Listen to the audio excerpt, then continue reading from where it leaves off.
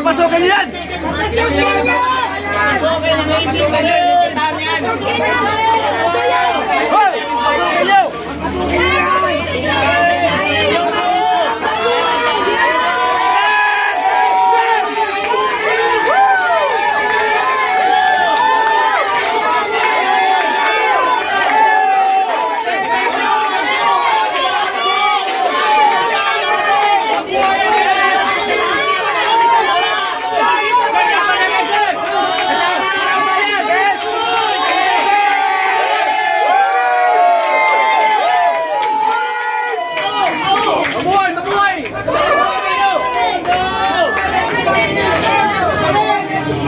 Yan mga bayan, nakita natin ang 18 Marines. Pumasok na po ang 18 Marines sa loob. 90%! Naniniwala! Live po ito, live dito sa Senado po mga bayan. Ang 18 Marines ngayon ay nakita natin sa personal, no? Dito ngayon nakadaan na. Nakapasok na po sa Senado ngayon. So makikita natin yung pinagsasabi ni Tulfo.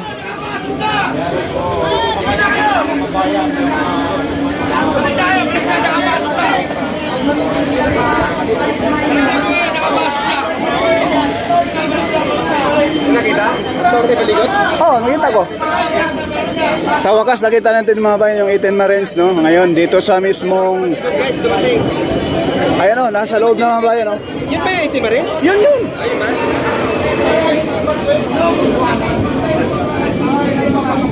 Yung pinagsasabi ni Tulfo, magsasampalin daw niya. Subukan niya yon.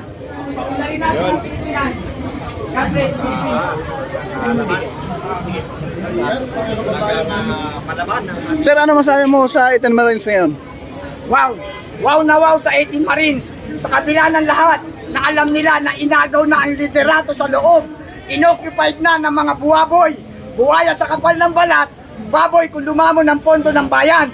Inoccupied nila without the proper official voting. Ginawa nila yon dahil ayaw nila magpatuloy ang investigasyon sa Committee Blue Ribbon. Kaya ginawa nila, sila mismo ang nagsasabi na sila daw ang lehitimo na Senate President Gatchalian. Committee Chairman ng Blue Ribbon, Senator Erwin Tulfo. Yan po ay mga peke, void and null. Hindi po totoo yan. Hindi kami naniniwala na kayo ang liderato ngayon. Dahil ang tunay na liderato ngayon ay mananatili kay Senator Alan Peter Cayetano bilang Senate President. Yes. At Committee Blue Ribbon, si Senator Pia Cayetano. Mananatili silang dalawa na hahawak na investigasyon para sa transparency and accountability. Yung pong ginagawa nila ay proteksyon para sa bayan at mamayan. Pero yung ang agaw ng pesto, ng agaw ng liderato na sila Gatchalian at Tulfo ay gusto lamang nila pagtakpan ang kanilang involvement sa mali-malitang usapan. Yes. Yun po ang katotohanan. Kaya ang 18 Marines ay narito muli.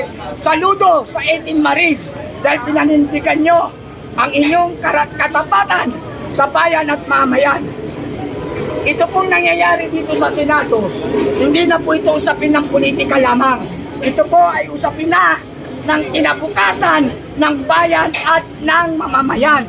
Kaya ito po ay maliwanag na pamumulitika ang ginagawa ng nasa loob.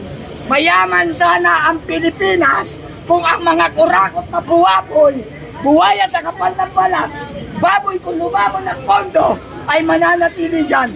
Mananatiling lugmok ang ating bansa. Mananatili tayong lumalangoy sa kumunoy ng kahirapan. Habang tayo lumalangoy sa kumunoy ng kahirapan, ang mga buwaboy na senador, congressman na nandyan ay mananatili sa paglangoy sa kayamanan. Hindi nila alintana ang tunay na problema ng ating bansa.